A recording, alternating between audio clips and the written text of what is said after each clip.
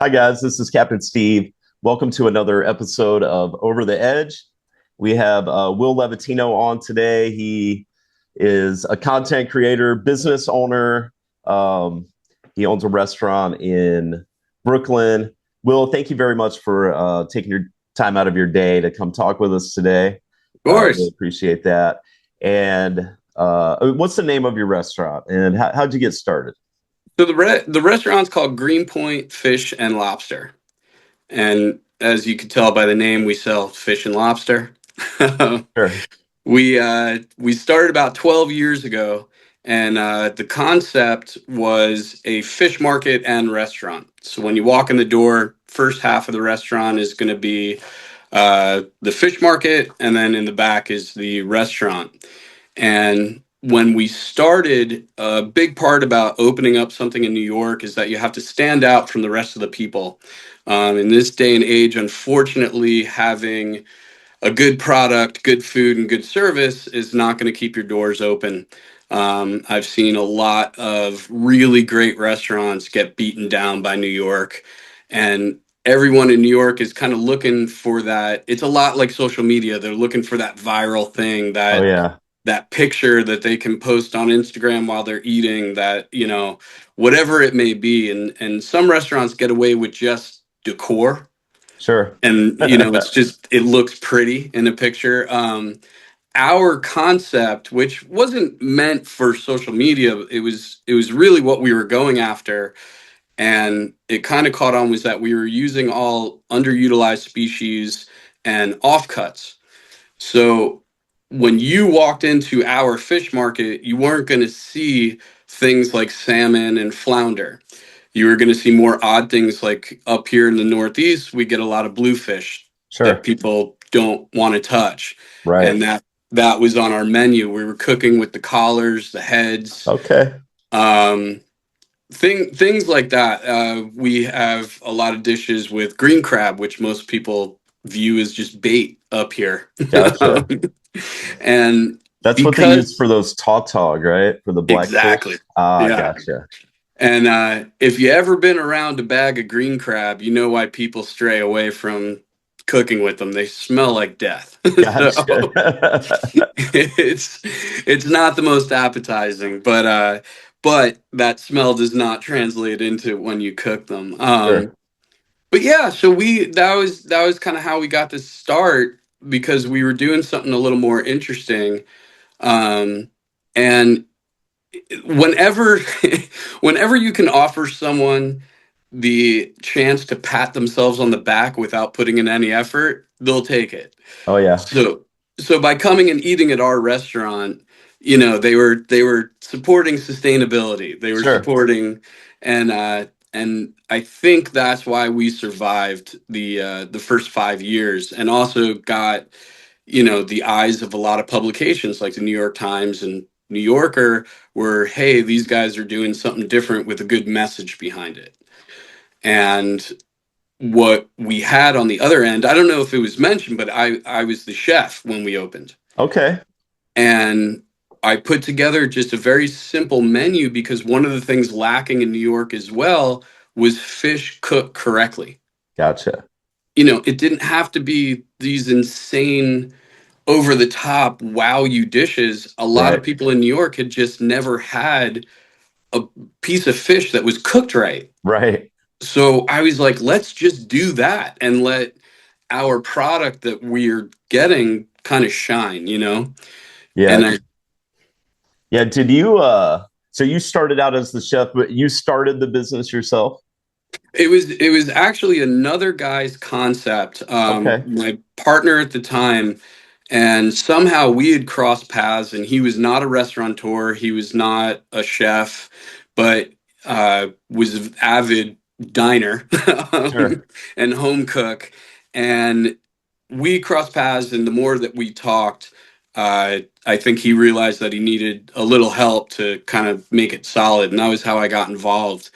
And at first was approached to consult, and I really didn't want to do that, because I helped other people with their concept. I wanted something of my own, so I kind of put up the deal that I would come and set up his kitchen and work in it and do everything to get it up and running for a piece of the company. Gotcha. And that was how it happened. And then there was another guy who is my other partner, Vinny, who's in charge of the market side of things. And that the whole concept was something that I had kind of dreamt of but didn't know was possible. And then I meet these guys and they're doing it, and it was like, man, this is cool. Like, I want to hitch my wagon to this horse, like. Heck yeah. And it just kind of blossomed that way. And I would say we were each very strong in our skill set. That on the restaurant side of things, I knew how to make it work. On the fish market side of things, my partner Vinny knew how to make it work.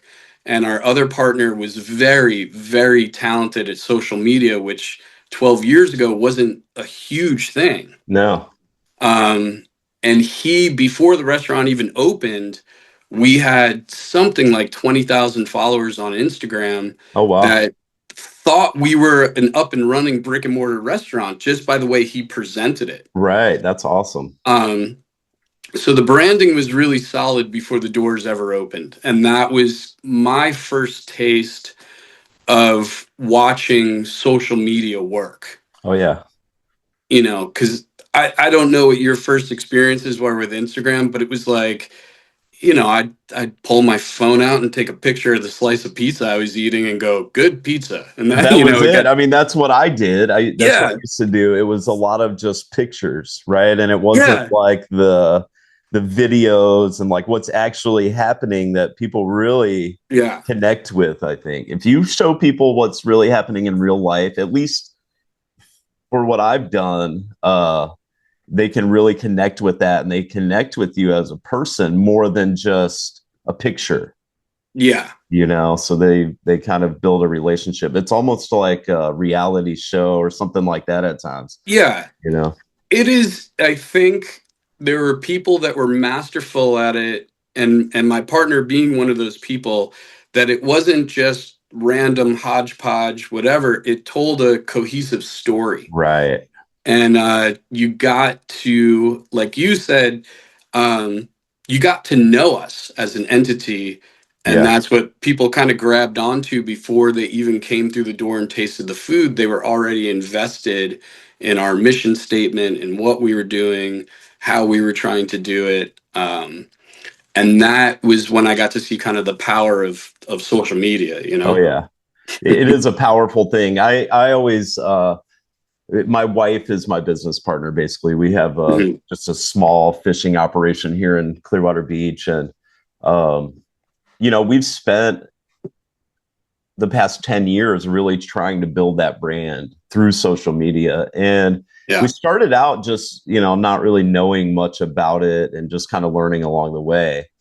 And we've built a few channels that have been successful, like the YouTube channel that we have and our TikTok. But early on, I mean, we were on, Facebook and Foursquare and like all these weird little apps. But I saw the potential there. There's so much more. Like there's more potential in social media than there is with fishing charters as far as income goes. Yeah. So the fishing charter business has not a super high ceiling. The social media side of it, there's really no end to the ceiling of what you could potentially do there. Right. You're eliminating the elements, meaning, so if a month is 30 days long, how many fishable days do you have in that time? Then out of those days, how many days are you booked? Yep. How many are going to become repeat customers? So on the days that it's blowing 20 or 30, that's today. You go. The storm that's been hitting the whole rest of the country is finally making it here. It's been 80 for the past couple of days here. Okay. So it's been really nice, but that's about to come to an abrupt end here, I think. How old are you? I am 46. Okay, we're about the same age. So I got a couple of years on you, and I think one of the remarkable things that I've seen is even in the restaurant industry, to get your statement, your mission, your food in front of people's eyes, you had to hire a PR company, and you Oh had to yeah. get into publications like the New York Times or the local paper or anything. And now social media has kind of eliminated a lot of that, because you can create your own narrative and get it out there. And Instagram and Facebook and YouTube are pretty amazing, because they are shopping it and getting it in front of the eyes Oh yeah. of people that might never even know. I mean, because of my cooking channel on YouTube, I get people that will come visit New York City and come to my restaurant. Yeah. And, they're not breaking down the doors. It's not a flood of people, but Sure. I would say a month it's about 10 tables. And That's awesome. That it's a is big awesome. deal. And Yeah. that's I get the even, same thing, charter fishing. I get yeah, just since I started really doing the social media, and I was telling you before we went live about live streaming and that sort of deal. And I started doing that on TikTok. And when I first started doing it, I was like, well, mate, there's something here. Like people are interested in this. And next thing you know, there's 400 or 500 people watching me fish like a yeah, charter. I'm like, okay, this is interesting, right? There's no other way for me to, besides spending a lot of money to get my brand in front of people and show people my business. right. There's no other way. I could spend tens of thousands of dollars and still not have the same effect and not have as many people watch. I think Yeah, last month on YouTube, we were right around 3 million views or something. That is a lot of people. yeah, There's no like, I don't understand. I don't know how you would. I personally, as a small business owner, would not be able to afford to put my brand in front of 3 million people without doing it myself. Right. right. And so And social that, media gives you that opportunity, just like you exactly. were saying. And I noticed early on, I'm like, okay, people are booking charters from my live streams. They're calling, they're saying, how do I find your website? How do I, you know, Yeah, and from the videos, and that's pretty much carried over to YouTube. Now I'm starting to see those YouTube people come in, and people that watch my videos and people that watch my shorts and my live streams over there end up being customers. Not all of them, obviously. 3 million people, there's no way all of those people are going to go fish with me, but just a tiny fraction of those is all I need to have a successful business. the engagement conversion rate that you're aiming for, which is pretty crazy, because I think this is something like social media can be overwhelming to a lot of people, It because can one, be. like we discussed before we went live here, the technical side of it, it is technology, and if you're Sure. not savvy in that or willing to learn, it is difficult, and it can be annoying dealing with audio and visual and hard drives and computer. I Oh, mean, yeah. There's a lot um, to it for sure. but I think once you put in perspective that your target of engagement is like 1%. Yeah. So if you hit 1% of 3 million, that number's still huge. Oh, yeah. Like if 1% of those people book a charter or just check you out or repost you or whatever, That's it.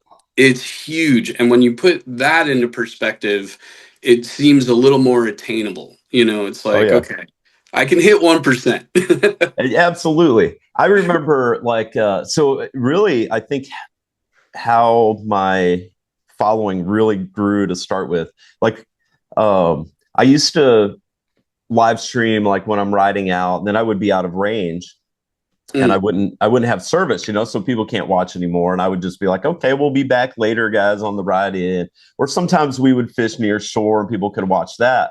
mhm. But the fish cleaning, right? So I clean fish live. Okay. And I'm pretty good at it. I've cleaned a lot of fish. So, people watch and they're like mesmerized by this. And I'm just up there filleting fish, and I might have 100 fish to fillet. Yeah. And next thing you know, I end the live stream and I'm like, holy cow, 100,000 people watched that live. Right. Yeah. And you're like, that's 2 football stadiums. Raymond James is like the Buccaneers Stadium here. It holds like 55,000. And you put that number when you think of it as people, not just a number, if It's you were crazy. if you were standing in front of that many people No, talking, I you know. know what I'm saying? I'd be like, oh no, Right. what did I do? But It that many it people is. watched, Yeah. and that many people, a lot of them engage, a lot of them hit that follow button or the subscribe button and do all the things. So that has really helped my business out Yeah. considerably. I I don't know believe how it. else I would do it otherwise. It didn't used to be that way. We used to hang out there at the dock in Clearwater Beach. There's a nice marina there. People would walk by the boats and we'd be out there cleaning fish. And I always had an audience doing that too. So it's not a lot Right. different for me. Like Yeah. we would, I'd be cleaning fish and maybe there's 20 people standing there watching, Yeah. asking questions. Hey, take a card. So it's like that. It's just exponentially higher. Yeah. And, it's a little different. But, I was used to that. So it was a pretty easy transition for me to go from that to just put in a camera there and Yeah. pretending like it's not there for an hour and cleaning fish, you know? I I got a funny question for you. So in our respective industries, because a lot of times, so I do, as you've seen on the channel, like I'll do coastal foraging, I do a little bit of foraging, some fishing. It Sure. is a cooking channel, but I try to procure the items, the protein, somehow in my hobbies. Sure. And I get dragged a little bit for it because I'm not a fisherman. I'm a guy that likes fishing. Uh-huh. So a lot of times the fishing will fall short a little bit Sure. because I'm not a professional fisherman, and I think a lot of people tune in thinking they're going to learn tips and tricks on how to catch fish, and it's like absolutely not. But I'll show you how to cook it. Right. But one of the things that's funny about our industries, and when I try to film, because people will say, "Oh, why don't you film at the restaurant more?" And there's something that people love to do while they're fishing or in the kitchen, and that is curse a Oh, lot. yeah. So Absolutely. so it makes it very hard because you want people to feel comfortable or whatever. So you can't be like, "Come on, guys, like don't." Sure. But that was something in this deep dive into social media. I never thought that that would be an issue or something that I had to look out for. Like, I cannot film in my restaurant. Right. It's There's, difficult on the charter boat sometimes, right? yeah, I used to definitely my language was a lot more colorful than it is now, I guess. And I uh-huh, have learned uh-huh. over time, like I got banned on TikTok so many times Really? for Okay. for every mistake that you could make on there. Yeah. I have done it. And I got the first time I got banned, I remember I was driving my truck, live streaming while I'm driving in a hurricane, right? And I get a 30-day ban, and I'm like, dang, I didn't realize I couldn't do that, but it makes sense. Yeah. Yeah. And then there's certain words you can't say, and there's a lot more to it than just putting the camera up there and Yeah. going crazy with it. Although that's where everybody starts, I feel like. Yeah. But it's the same thing on a fishing boat. I'll have charters sometimes where I'm just like, man, I'm gonna get demonetized on this. And it is because it's a bit lawless, YouTube. I know you can put parental whatever guides on there, but Sure. you know most kids can kind of fire up anything. So I do try to keep it clean, and it's I'd be pretty bummed if I was a parent and walked in a room and there's two guys fishing f this f that, it Yeah, that's tough. That part, and I have kids myself, and so I think about that a lot. yeah. And I live stream for a long time. Like I live stream the entire fishing charter and then Okay. the fish cleaning at the end, right? So I might be on for 10 or 12 hours live Okay. streaming, right? So those words definitely slip out of my mouth occasionally. I try to be Sure. conscious of it, but it's a habit. I've been Yeah. I've been working on fishing boats or construction sites or in restaurants my entire Right. life, right? And Yeah. that's just how normal people talk. Let's Yes. be honest, right? What you see on the internet, for the most part, a lot of it is kind of scripted, right? You have to kind Yeah. of, not all of it, but you have to be tactful about what you say because you don't want to throw off that audience that doesn't like that, Yeah. right? Or the platform or whatever.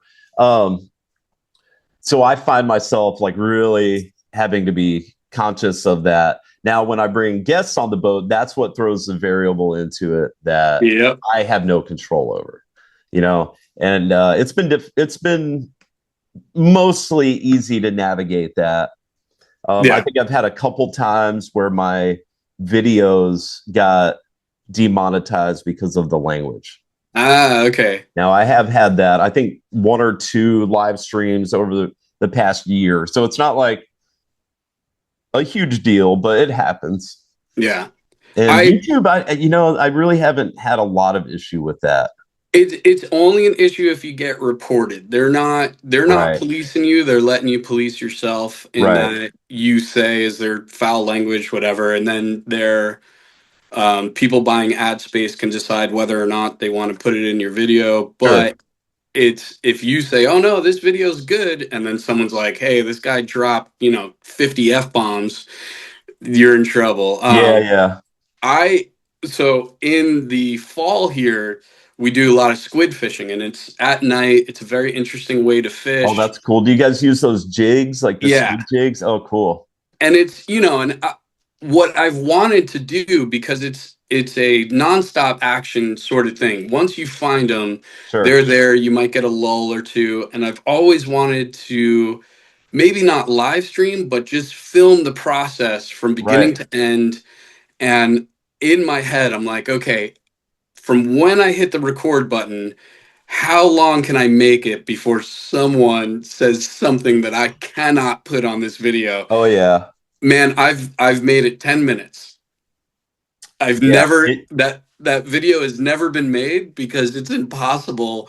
Either the guy next to me, one of the mates comes up, and it's and I okay, and it does, like you said, the other people on are kind of the variable Oh where you're yeah. like, who Well, I'll knows? start recording just like you. Sometimes I'll start recording and then a couple minutes into the recording, somebody drops an F bomb or so, Yeah. and I'm like, well, that video is not going to work. Let's start over. Or I'll be walking around the marina sometimes. I just got a restriction on TikTok last week because of that. Okay. I was walking. We had to move our boats. Our marina's getting rebuilt. They've been working on it for a year, so we are moving to the new part. We actually just moved 2 days ago, Hmm. and last week I'm walking around and just kind of showing everybody where we're gonna be and that sort of deal. And I'm talking to another captain, and he says the R word, right? And that's a no-no on TikTok. You cannot say that. Yeah. And immediately, like within 30 seconds, restriction. I'm like, dang, I can't really walk around here and talk to people. No, it is. You just never know what's coming out of their mouth. Yeah. We used to joke that the back of the kitchen is the pirate ship. Oh yeah. And like you come out front and you got your smile on and you talk to the customers, and then the minute you go back, it is a bunch of scurvy ridden degenerates back there. Absolutely. That was my first job was busboy Uh-huh. in a restaurant. It was this little restaurant here on Indian Rocks Beach, close to here, Adam's Rib Restaurant, and the people were actually from New York City, Okay. and they had been in business there for like 30 years. And their thing Okay. was ribs. They made ribs. They were really good at it. Um, and I think they eventually sold it. And it's another restaurant now, but if you can keep a restaurant open for 30 years, you're doing something right. And people keep Absolutely. coming back year after year and Yeah. doing that whole deal. I mean, if you can So keep any business open for 30 years, you did something. so you're touching on exactly how I'm viewing my my YouTube channel is how do you keep it, there's a fine balance of keeping it interesting Sure. but also consistent. Right. So you can't stray away from your original mission statement, your original kind of concept, but at the same time, you can't have people. I don't know. I mean, maybe I'm wrong. People go to Peter Luger's to eat the same steak for a Right. hundred years now, Yeah. but they introduced a burger at one point. It's like, Sure. how do you keep it interesting? How do you, for your live stream for fishing, Have how new do you keep content. it? Yeah, how do you keep it kind of Well, fresh and new? I mean, it's different every day when you go on the water. You just Yeah, never know what's going to happen. Some days it's rough, the wind's blowing. Some days are just super slick, calm, and beautiful. The fish are chewing the bottom of the boat out. That I think on a fishing charter, that's pretty easy because you never have 2 days that are the same. true, You true. know, I could see what you're saying, like making long form videos and trying to come up with new content. Like, if you make 20 videos about how you cook these clams exactly the same way, Right. eventually people are like, okay, I've seen this before. Yes. And And that part that, is difficult. Like I see that in like making videos and shorts for sure. Like mhm. you gotta almost find something that hasn't people haven't seen before. Yeah. And if you can do that, people really latch onto it because it's brand new and they're like, Right. that's what they want. And I'm probably at the point I probably have a little over 200 videos. Uh-huh. And what's crazy to me is that I've never done the same recipe twice. That's awesome. So that's over 200 So are you going to run recipes. out of recipes here eventually? No, That's a and lot of recipes, bro. that's the thing. You will never. That's what's incredible about food is that you can do so many things, and Yeah, even if you do a baked clam, you could do 400 different sure. Oh yeah, baked clams, whether it be in whatever style, Greek, Japanese, Mexican. And to me, that's the excitement of food and the excitement of this channel. That I do. I get to do some goofy things, and some of them are surprising in how good they are. And I go, okay, great. I now have that documented, and I could go back to this video if I need to find the recipe. right. Or it's like, okay, swing and a miss on that one, but That then it happens. creates, yeah, but then it creates, how do you make that better? Sure. So I might revisit a recipe, but it'll never be the same recipe, meaning, okay, I tried this one. After I did it, I had these thoughts on how to make it better, so now here's that recipe, but like, it's better, Oh you yeah. know so it's fun, and I feel like you do get people that are along for the ride sometimes. Oh yeah, for sure. I mean, you definitely. I think if you're a content creator like that, like you are. I mean, obviously you start with something else. Like I started with fishing, and I kind of built my all my channels around fishing. Hmm. Um, rather than building the fishing around the channel, right? I started out as a fisherman first and Yeah, foremost. And yeah. then I got good at that. And I got good enough to where now I can put my camera up there and I'm not really worried about what people think, right? Because I know what I'm doing. I'm very proficient at it. I'm really good at it. I can go catch fish every time I go out, Hmm. right? So that part, I think a lot of definitely like newer captains and stuff like that, or even the older guys, they don't want a camera in their face all the time. No. That's another job. A lot of people Yeah. don't realize that. I'm basically doing two jobs at once. I'm filming all the time, and I'm running a fishing charter and Ugh. catching fish and doing all the things. So it's a lot. It has definitely helped my business out, but it takes a lot of time for sure and effort. And I'm sure you have the same thing. You put a lot of time and effort into your content. I watched some of your videos. I'm like, this is really good. I And appreciate that. yeah, And it is funny. I always make the joke, like, a recipe would take me from beginning to end 30 minutes to put it on a plate and feed you and me, like, hey man, I'm going to make these sandwiches. To film that recipe, now it's 2 hours. sure. And it's like you're setting up the shot, or you missed the shot, or you forgot to hit record, or you didn't realize that grease splattered on your lens of your camera. Oh So it yeah. does. Now you have this new element. And the same thing, like I said, a lot of my content starts with fishing. And I mean, the amount of fish that I've missed or lost worrying about hitting record on that stupid camera because I got to get the shot. Oh And yeah. and you go and you're fumbling with the camera And you're in and the the moment, right? And you're yeah, like, fish you is off the just, hook. yeah. Yeah, I So, run into that sort of stuff. Like my phone dies. And I'm like, oh, okay, now we're 6 hours into this live stream, and I got to plug my phone in and recharge it and try to restart and all that kind of stuff. So I definitely run into that as well. Or like you said, you're trying to record the fishing and you just don't hit that record button. Like in yeah, the moment, that's the last thing you're thinking about. You're thinking about, man, this is awesome, and we're getting this cool fish in, yeah, and then you miss that shot. You yeah. know. There was a defining moment. I was spearfishing down in the Keys. And so I split my time between New York and Key West. Okay, that's Um, living the dream right there, brother. it's not bad. So the restaurant, like I said, is at year 12. So we have the restaurant, the fish market, and a wholesale company, Oh, cool. and they're all running to where we're kind of hands off now. That's awesome. We can kind of control them from a phone. Sure. It's not bad. So I've taken that time to go down to Key West and made a couple of good friends. So I have a place down there, and so I do a bit of spearfishing that you can't really do up here. Sure. And I'll never forget, it was going to be my PB mangrove snapper, and I had a camera on my head.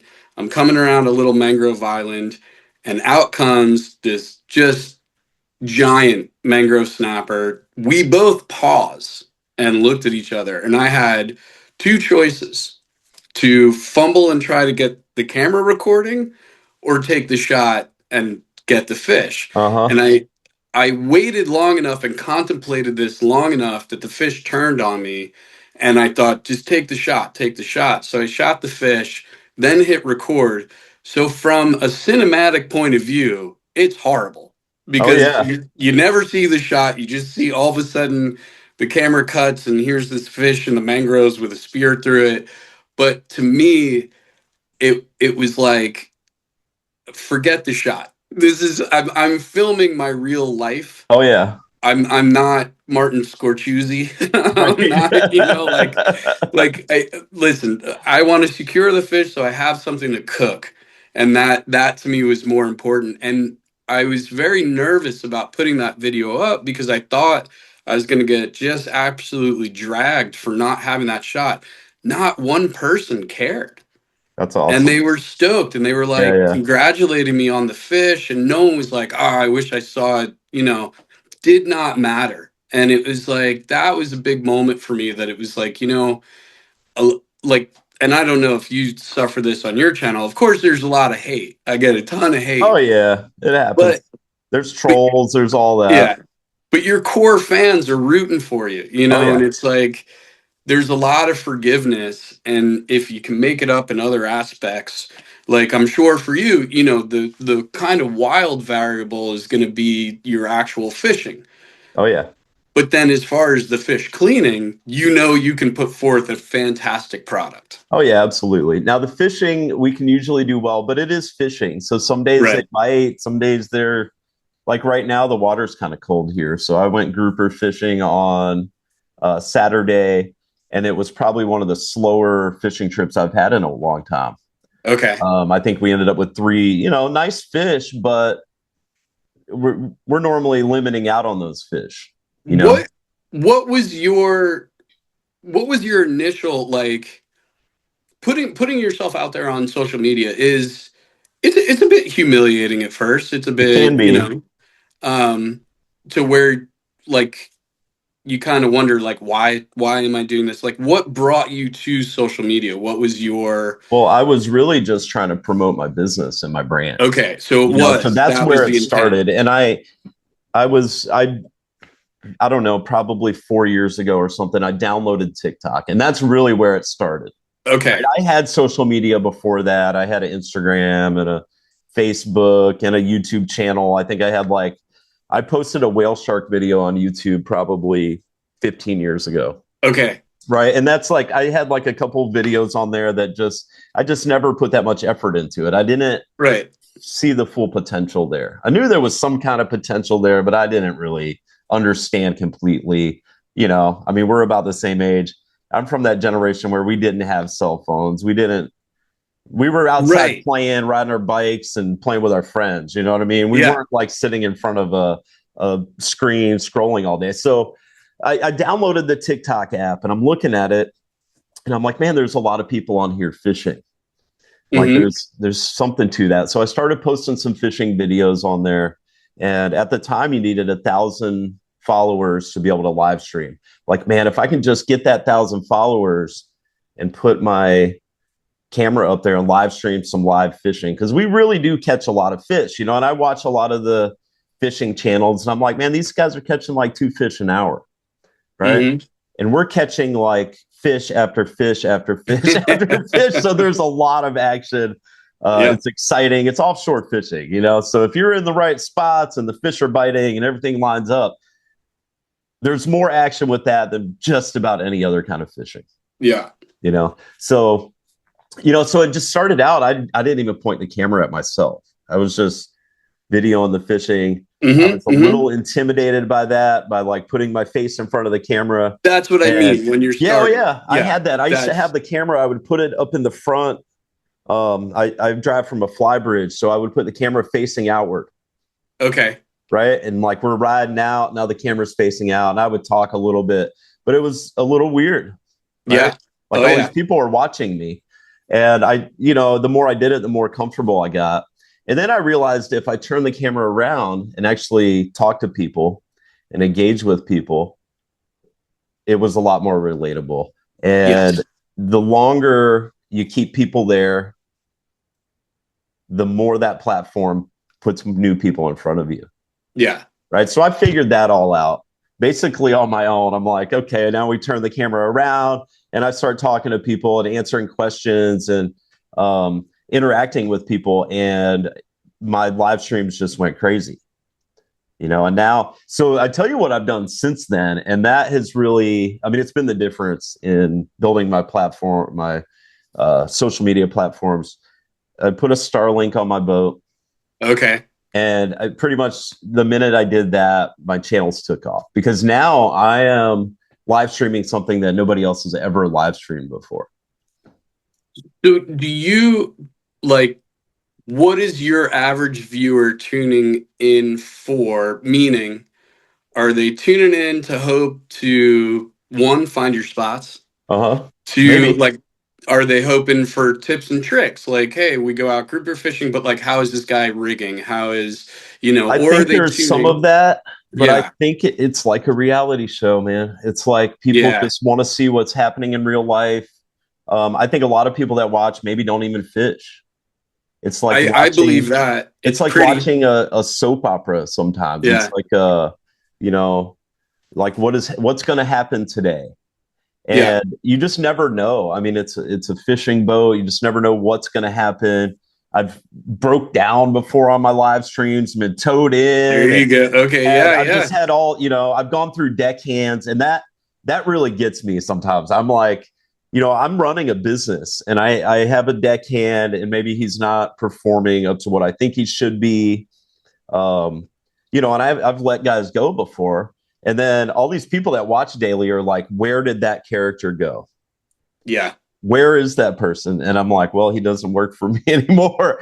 And people get a little weird about that sometimes. I'm sure. Yeah. And then I'll Yeah. have people that leave and don't watch anymore because at the end of the day, I am still running a business and I have to do what I think is best for my business, whether it be, hiring and firing new employees or whatever it is. I have ran into some of that for sure. Yeah. And then you get trolls that'll come in. I mean, I have guys, I feel like a lot of these people are like professional trolls. Oh yeah. Like that's what they do. They go from Yeah. channel to channel and try to get a reaction out of people. No, that's their hobby. Yeah, Yeah, yeah, that absolutely. is. Yeah. Yeah. Oh I yeah. honestly, as long as they're not nasty, it's, some of it's like, I don't want to say good natured, but it's not malicious, I guess.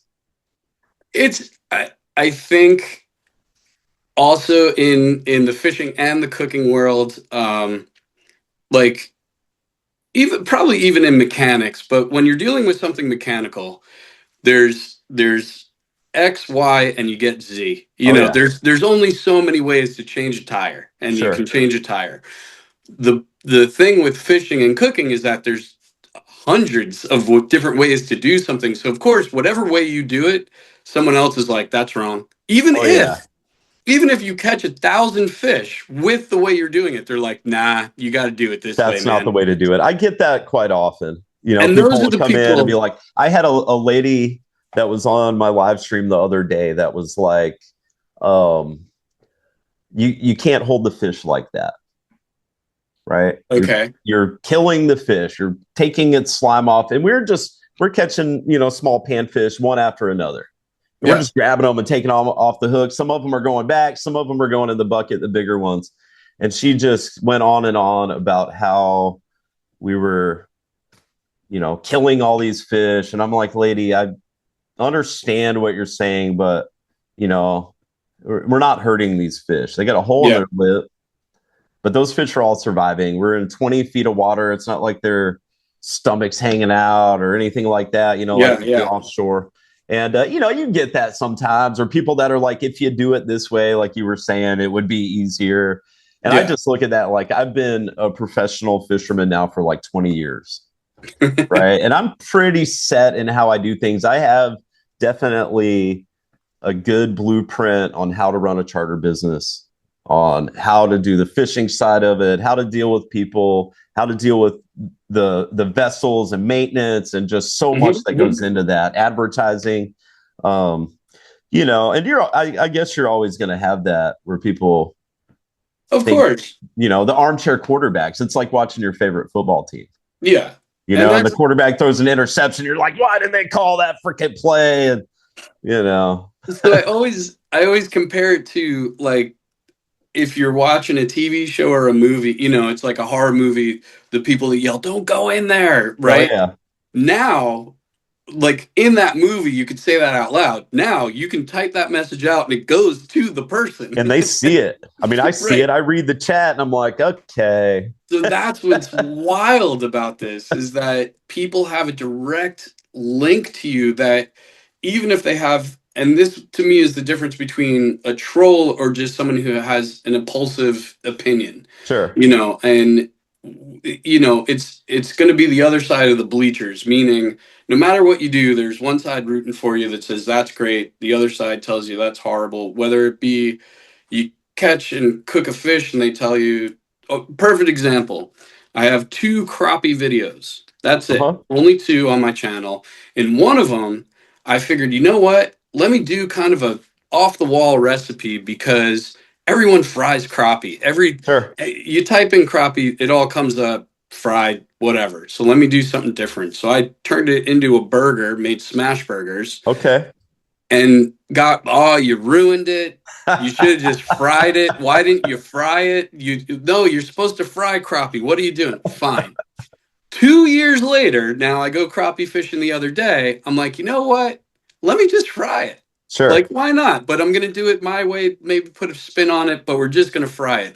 The first comment, really disappointed, man, was hoping for something different and you just fried it. And I was like, it just proves, Oh yeah. I mean, you that's know, that's just the nature of social media. yeah, I think I personally think TikTok is the worst for that. really? Okay. I think so. I think there's just so many trolls on that platform. Yeah. I ran into it on YouTube a little bit, and Instagram and Facebook a little bit, but man, there's just something about TikTok. I think it's just the people are just on their phone there, and they just say whatever. I don't know. Yeah. It's And wild sometimes. it's impulsive. And I read every comment, I respond to every comment, and I don't come at people. This is, you might get a kick out of this. So I've filmed a bit with a guy, Ian Sherman, Tug Trash Outdoors. Okay.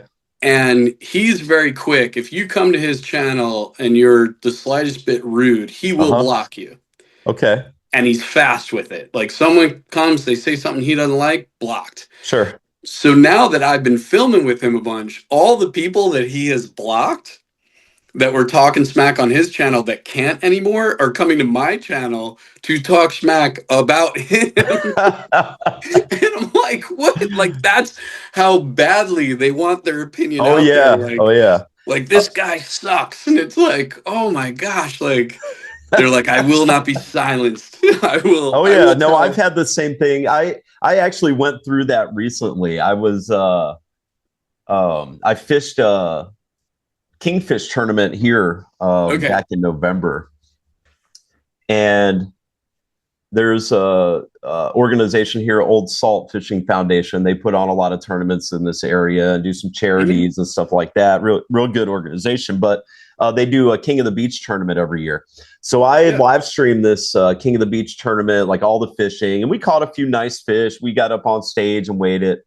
And so while I was at the weigh-in, the Old Salts have they have a YouTube feed going, right? Okay. And so all my people are in the YouTube chat on the live feed talking. And then there's people in there trolling that came from my channel that Okay. would never do it on my channel, that are either blocked or whatever, but they found a way, right? They found a way to get in that chat and Right. Yeah. get their 2 cents in there, you Yeah. know?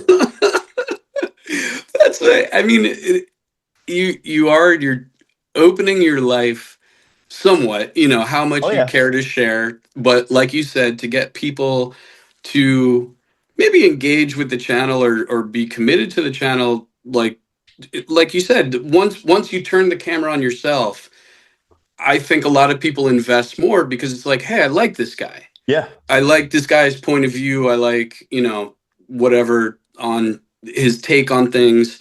Um, but you are opening yourself to people wanting to know your personal life. And one of the things that I get a lot is I travel back and forth between Key West and New York, and people always want to know where I am.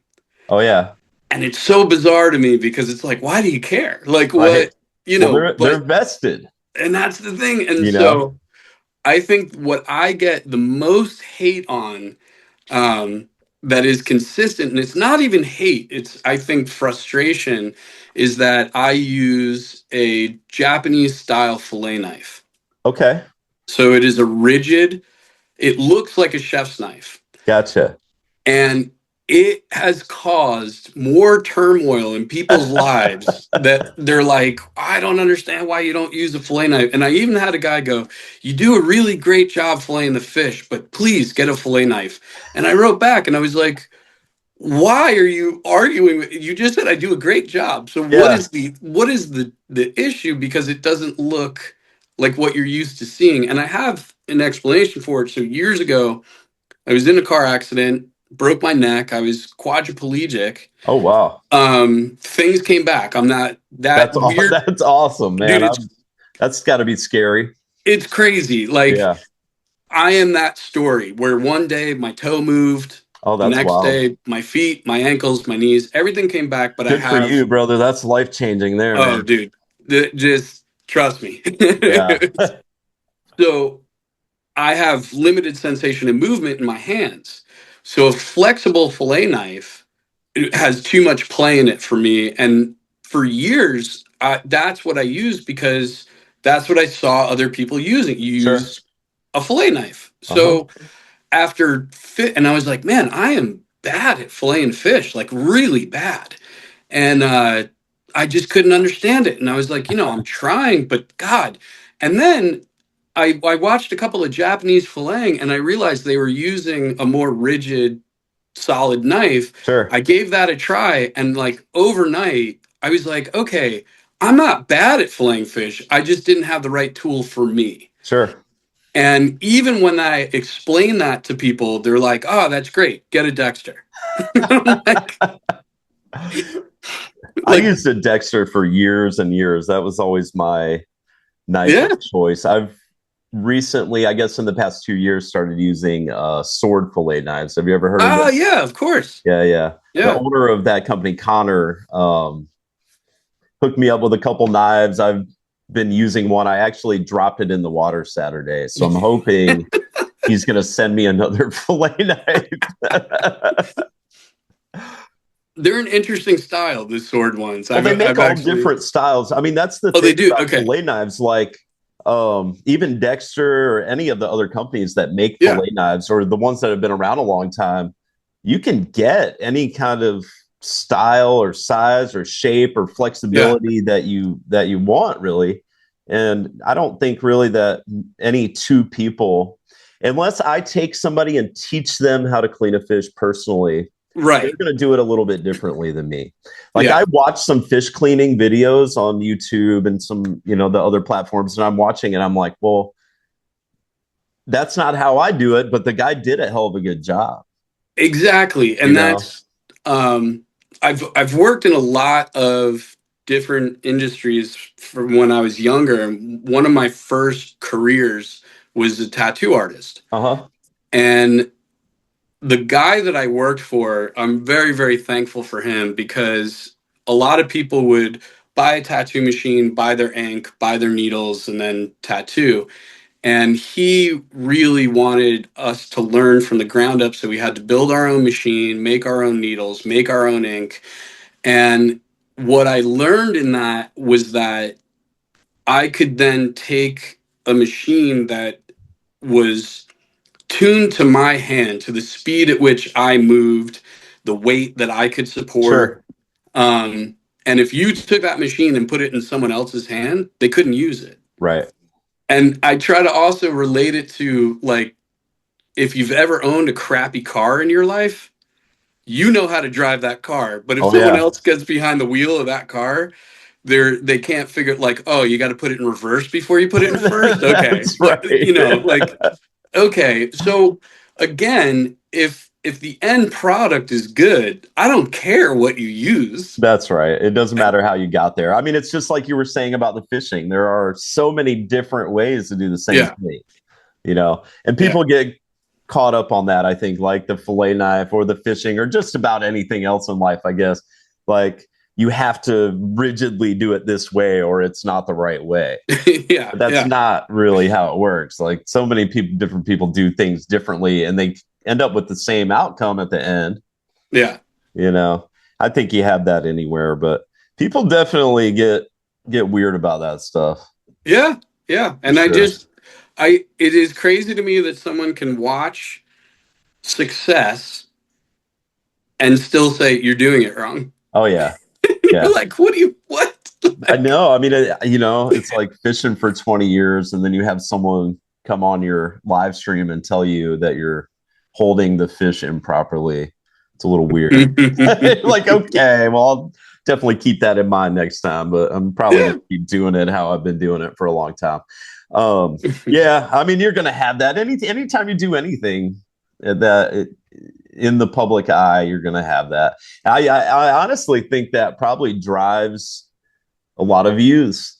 yes, If you can have a little bit of controversy in your videos yes, and just something for people to talk about, even if they don't agree with it and they think you should do it a different way, and they start arguing about it, and that really, it's good. it Yeah, is, it's good. And that's why, like, I don't really block trolls on my no, live streams. I don't me block them. neither. I let them do their thing. Unless they're being malicious, I don't block them. I let them go. I tell them to tell me a story. A lot of them just say the same crap. It's like, they have like a one line of how you're not doing it right. And I'm like, well, tell me something, tell me a story. Like, everybody has to have a story, right? Tell me about yourself. And I've had Yeah, those trolls come in, and next thing you know, they come back every day. And now they're watching the channel and they're like part of a community. yeah. And I think maybe at the end of the day, a lot of those people are really just looking for a little bit of attention or a little bit of, uh, Validation or yeah, yeah, yeah, absolutely. yeah, I get that. Yeah. I get that. I think a lot of people need that in their life. Maybe in this day and age, you don't really get that as much, that personal, um, you know, feeling of community, I guess. Sure. Yeah. Yeah. Um, And I think it's kind of wild what you're doing, um, as far as the live stream goes, because so on the YouTube channel, like people have access to me through the comments section, but not sure. at that moment. Oh It's yeah, not instant. So you're giving people an instant platform to reach out to you. And I think I you're raising a really good point, because with community, when we were younger, we touched on that, there was more of a community, and then when social media and all this technology came in, it kind of removed it. But yeah, now I feel like we're kind of bridging the gap, absolutely. and that even though there's a disconnect and there's a phone between us and distance between us, there's still that ability to reach someone instantly. Like, if I say, "Hey man, why are you baiting the hook like that?" And Right. then you respond to me, it's community, and it's Absolutely. not always. I think also I had to adjust, because there is the barrier of technology. So if someone types, "Hey, why are you baiting the hook like that?" In your head, if you're on the defensive, is, "Hey, why are you baiting the hook like that?" Where they could be like, "Hey, why are you baiting the hook Yeah, like yeah. that?" What are Like, you? Tell me what you're doing. yeah. So Yeah, there's definitely some of that. There can be like that sarcasm or whatever the feeling is that you're thinking at the time. Once you type it out, that's gone. yeah, yeah, It's whatever the person that reads it implies from it. exactly. Right. So Yeah. you could take it the wrong way. I'm sure I do that occasionally. We all must. I mean, Yeah, there's no yeah, way. because that just doesn't come through when you type. But But so you were telling me before we started the podcast about how you got started. You started out as a busboy. So you were saying, yeah, so one of my first jobs, I was a cashier in a health food store. Then I was a busboy in what was, in my town, one of the busier Italian restaurants, sure, um, and kind of bounced around through a lot of things. But cooking was always on the back burner for me, or I should say, in my back pocket, because I grew up with a father that was very culinary, like inclined cook. Um, I had a grandmother that was a phenomenal cook, and I was one Italian, of, right? You're Italian. yeah. Um, There you go. and not just any Italian, Sicilian. I know Sicilians are Okay. known for, "I'm not Italian, I'm Sicilian," but it is a difference, and it is interesting because the Sicilians are just, a lot of good food is born out of poverty, and Sure. Sicily was a poverty-stricken island, so there's a lot of good recipes out of there, and they take pride in their food. So there were four of us growing up, two cousins and my sister and myself. I was the youngest, and obviously I was counted out in a lot of the things that were going on with the kids as Right. the youngest. Oh yeah. So I'd come in and complain to my grandmother, and ended up cooking with her, and That's that was awesome. kind of how it happened. But I was always searching, when you're younger. I think a big part as a young man of what you choose as a career or whatever is with the mindset of what woman will it attract. Right. And for me, like, cooking was not cool. It was just something I did with my friends or whatever. Sure. So I had no desire to pursue that. Right. And I got into the music industry. I was in the tattoo industry. And those were things that that was going to attract the woman that I wanted, Oh like yeah, the girls cool, like that stuff. sure. And then it was, uh, the defining moment. So cooking was always kind of like a job for me. Like, I could do it. So I started as the busboy, then worked in just kind of a couple of crappy restaurants, and I would come off tour, working with the band, and just need to pick up a job. And Right. they were always hiring. As long as you would show up, you had a job, like, and didn't show up too drunk or too stoned, you're good. Right. Now it's so I was probably a cut above some of the other guys because I wasn't drunk, I wasn't stoned, and I came in and just did the job. I wasn't looking to be the head chef. I wasn't. Right. I just needed a paycheck, and in that time, it was just that. It was the job that I didn't admit to. My real job was working with the band. That was, but there wasn't a lot of security in that. And it was when Top Chef came out. That was the reality show Top Chef. All of a sudden, chefs became the new rock star. Oh yeah. And girls were like, oh, where before, if someone said, what do you do? And you go, oh, I cook. And again, this is our age. Yep. If you were like, yeah, I cook, they were like, oh, so you went to jail? Like, what? Who cooks? Like, Right. is that You work in a kitchen? yeah, like, what is that, a work release program? Like, Right. why? And then Top Chef came out and it was like, what do you do? And you're like, I'm a cook. And people were like, ooh, Oh yeah. cool. So Yeah. all of a sudden it was alluring to me to actually pursue this thing that I was decent at Right. and actually had some talent. And I'll tell you right now, music, I was never musically inclined. I was terrible. Gotcha. But tried to push that one hard, man. And it never came naturally. And that was when I realized like I actually have a talent here and Uh-huh. I could do this thing. And then what's also funny, so all of a sudden I accepted the fact that like, why not lean into this? It's not a bad thing, it's a good thing. And Mhm. I do have a talent that some other people are working really hard to get, and I'm already a step ahead of them. So let's dive into it. And then years later, I'm living in Key West. A buddy of mine starts a YouTube channel begrudgingly. A friend of his pushes him to start a YouTube, Okay. and it blows up. Just blows up. And the guy is one of my closest friends and my roommate at the time. And I say, I'm going to start a YouTube too, man. I think so. And one of the things is that I don't own a boat. I'm not like this great fisherman. I just can take something small and turn it into a really good meal. That Sure. was my talent. I mean, that's a good talent.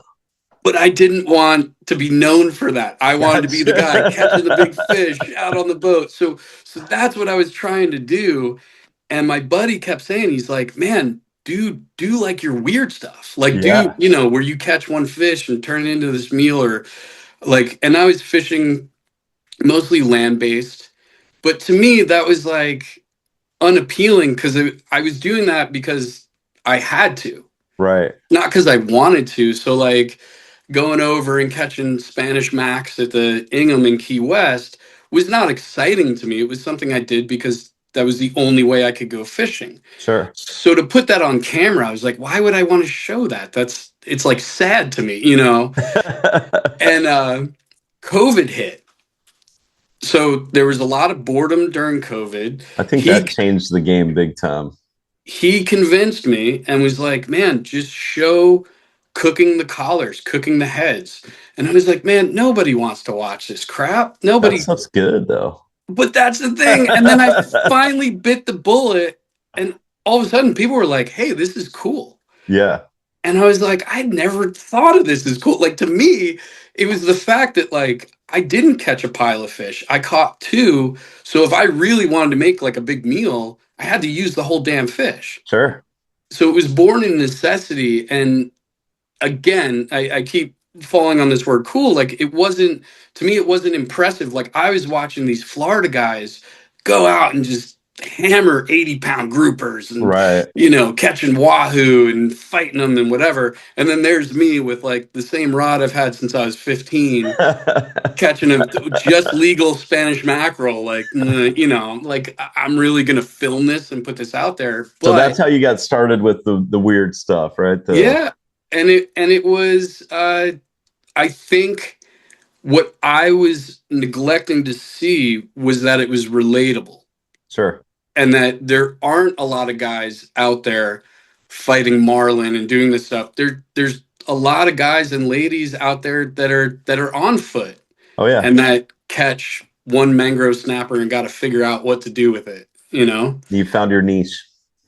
And that was the thing. And I was like, once again, denying this thing that I was good at for some reason, because in my eyes, it wasn't cool. Yeah. And then finally doing it and getting the validation of like, wait, this is cool. There's a lot of people that do this, that try to do the same thing. Yeah. That definitely resonates with people for sure. That was how I got into it. And then again, being adjacent to my roommate who had a big YouTube channel, I got a lot of spillover from him. Who's that? Key West Waterman. Oh yeah, that's how I found you. Oh, there you go. I was actually on, I think I watched like a Luke McFadden video. Yep. And I saw that both of you guys commented on one of his videos. And actually, it was a YouTube video where Luke was fishing with Key West Waterman. With Aaron, yeah. Yeah, Aaron. And you commented on the video. Yeah. And I clicked on you, and then I clicked on your YouTube link. I think it was on Instagram, and went and watched some of your videos. I'm like, well, this is some pretty interesting content here. I like it. And messaged you. And yeah. And that's well, it's funny how that works out, because I've followed those guys for a while, and I like their content and stuff. And you know, I think that if you're a content creator and you're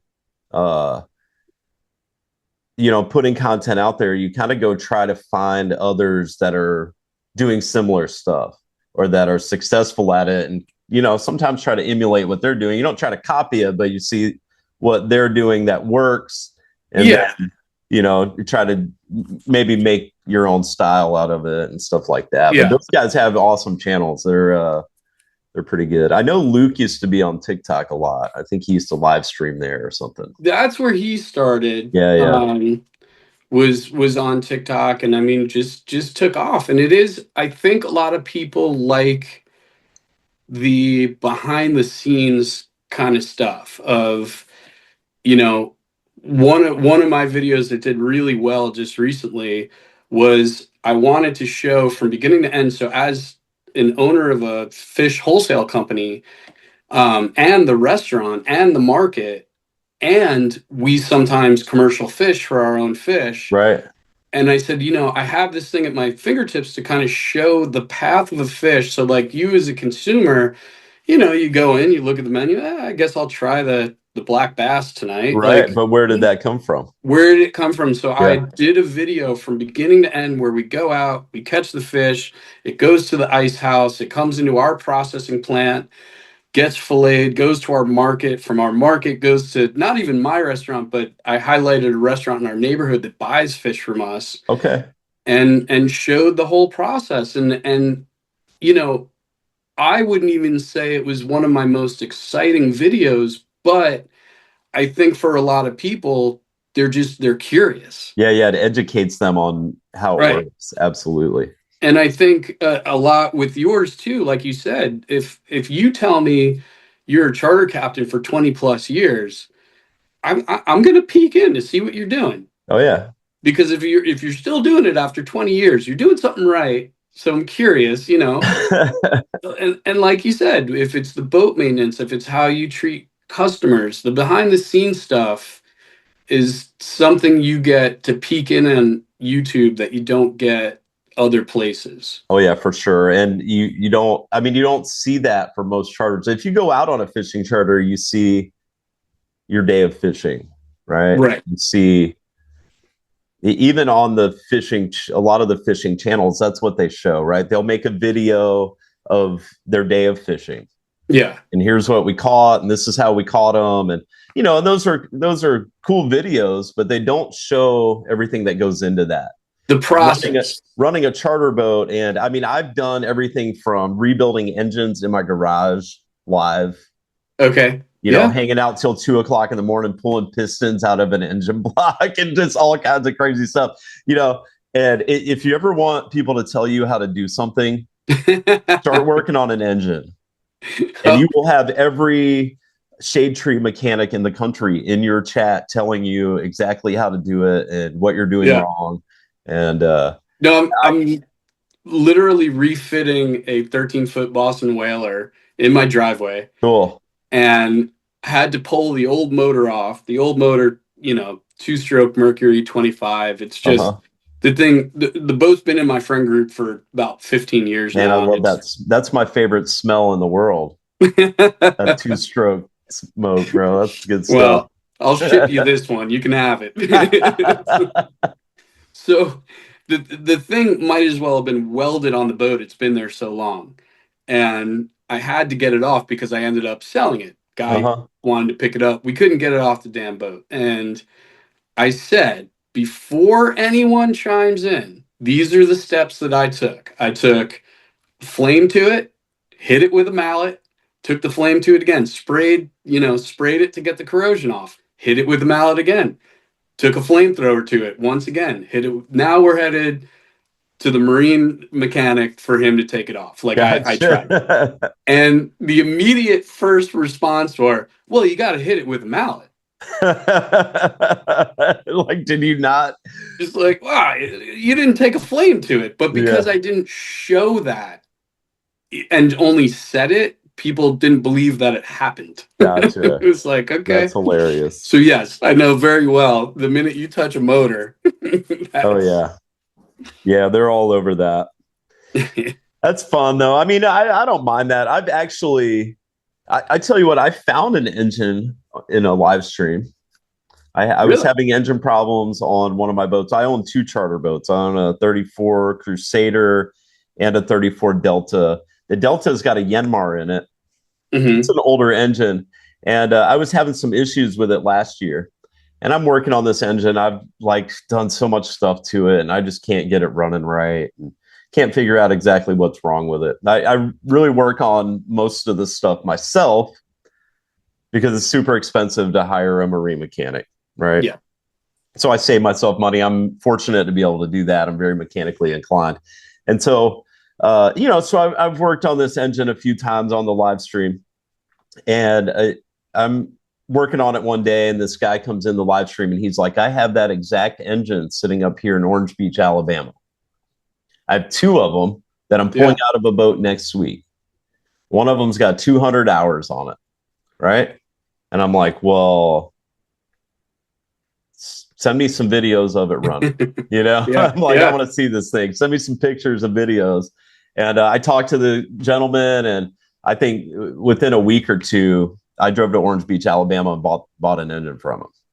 That's cool. And that engine, that particular engine, I guess they didn't make a ton of them. They're very hard to find, and the reason they're hard to find is because the things run forever. Ah, there you go. So you can't find a Yeah. lot of them that are scrapped or sitting somewhere because they last a long time. They're a good Yeah. engine. So I bought the engine from him. I actually have it in a boat right now running, but you just never know who's going to be watching and that sort of deal. And that leads me to another question for you. For me, I would say the positive in this dive into social media in this world of YouTube and this community of YouTube, the positive has been astronomical compared to the negative. For instance, you and I talking right here, like, you best believe if I'm down in the Fort Myers area, I'm gonna hit you up to go fishing with you, and Yeah.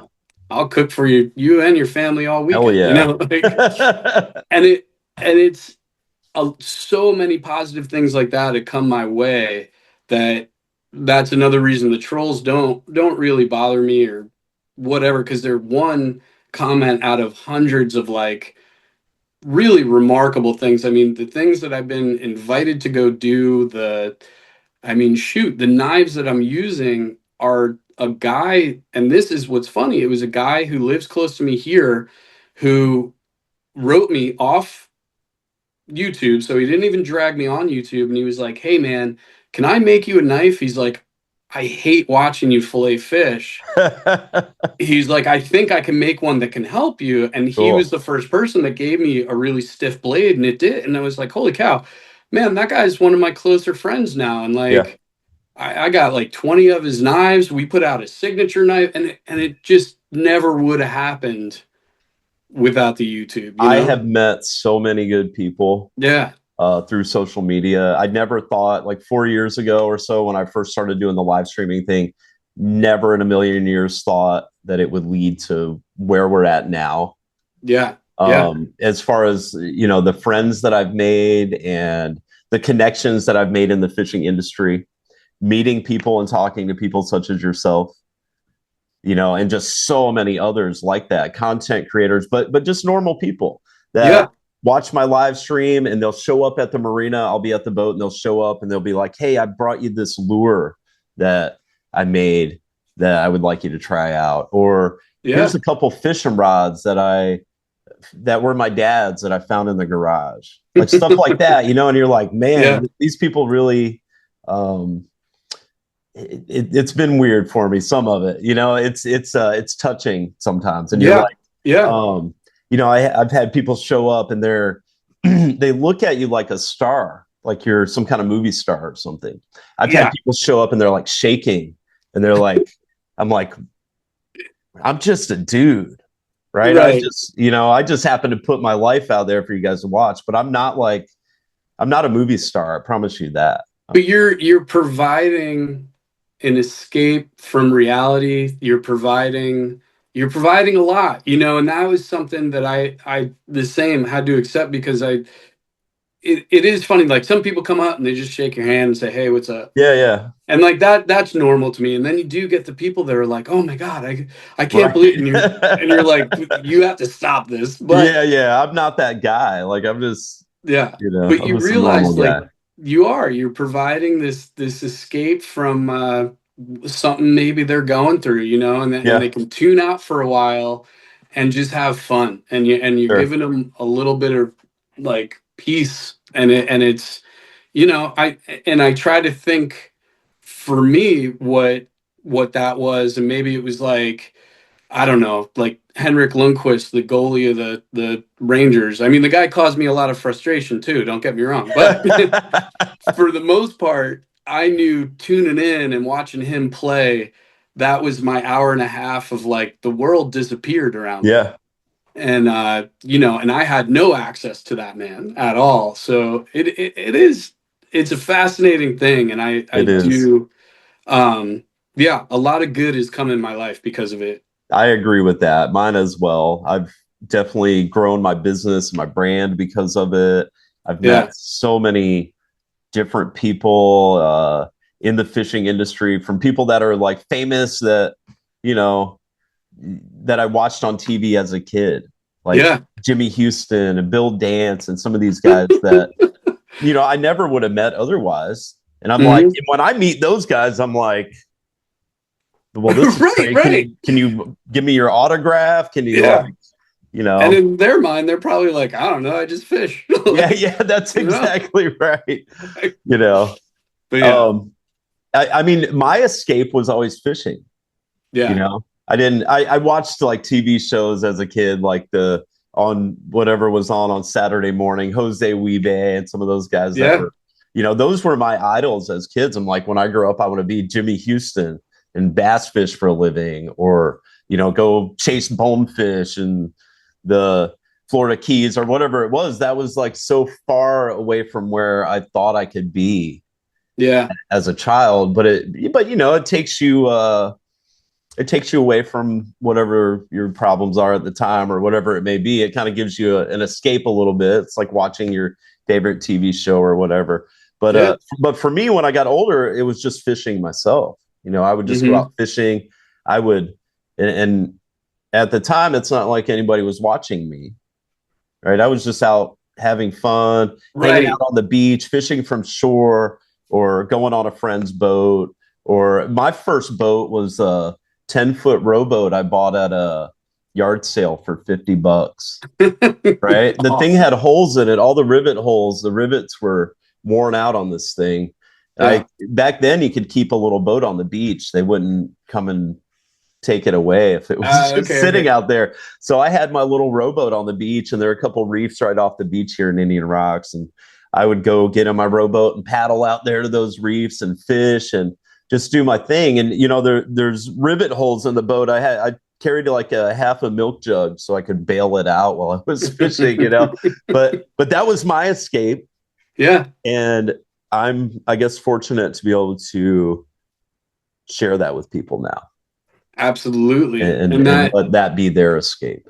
You And I know? think in the same way, that is cooking for Right. me. And that's why I like I was saying earlier, I really tried to push the narrative of being a songwriter and picking up guitar. And I don't know, and this is gonna sound wild, but I don't know that I ever picked up a guitar and enjoyed it.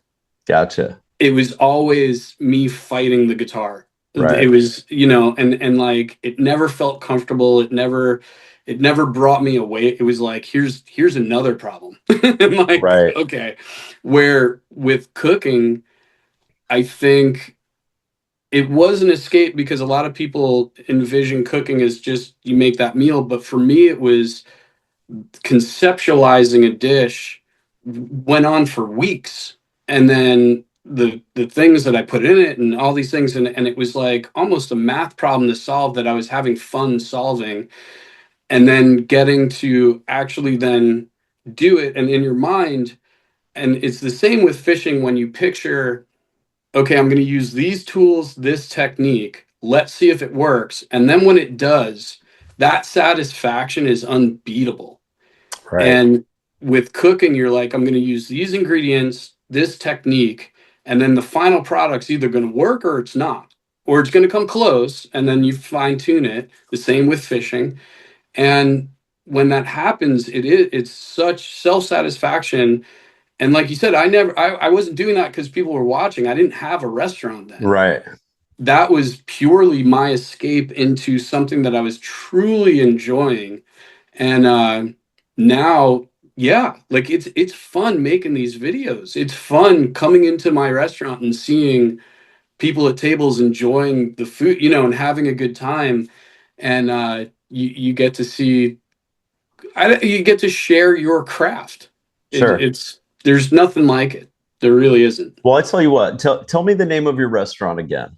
The Greenpoint Fish and Lobster. Greenpoint Fish and Lobster. So that's like the Greenpoint oysters that I hear about. Is that a thing? Maybe. I mean, we Maybe I'm have thinking our of Blue Point Blue oysters. Point. Okay, okay. Yeah, So is Greenpoint what? Brooklyn Greenpoint Fish and Lobster Uh-huh. in Greenpoint, Brooklyn, New York.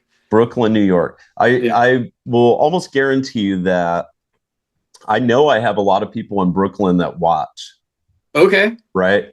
Yeah. So anybody that's in Brooklyn, please go check out Will's restaurant. And when you go, tell him where you came from. And find me on Instagram or through YouTube and let me know you're coming. I'll take care of Absolutely. you.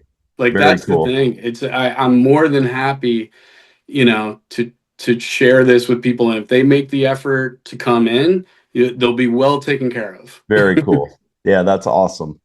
Um, well, I tell you what, Will, it has been awesome talking to you and meeting you. Hopefully we can meet in person someday. I'm sure we If will. you're ever around Clearwater, Florida, Yeah. please stop by the boats. Call us. We have an office here. Uh, Okay. Come in. I'll hook you up with some merchandise or just hang out. We'll go Ooh, get lunch together or something like that. I know some good spots around here, or we can go would fishing. would be Uh, awesome, man. yeah, I'd love to take you out fishing sometime if you're in town. Um, it's been a pleasure talking with you. Hope you enjoyed it as much as I did. Absolutely. And again, guys, be sure to go check out Cooking with Clams over on YouTube. Will Levatino on Instagram. Guys, give him a follow on both of those platforms. Go check out his restaurant in Brooklyn, New York.